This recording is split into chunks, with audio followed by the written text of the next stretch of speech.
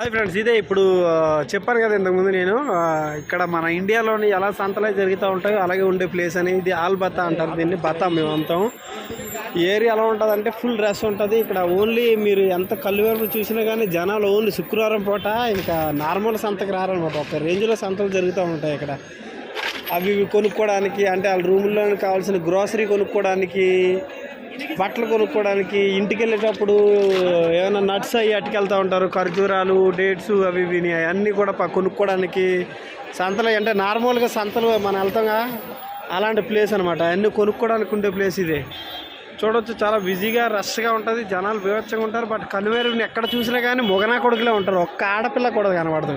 కళ్ళని ఆనందం చేసుకుందామని చూస్తాం కానీ ఒక్క గుంట అంటే ఒక గుంట కూడా దాని అమ్మ కనబడరు.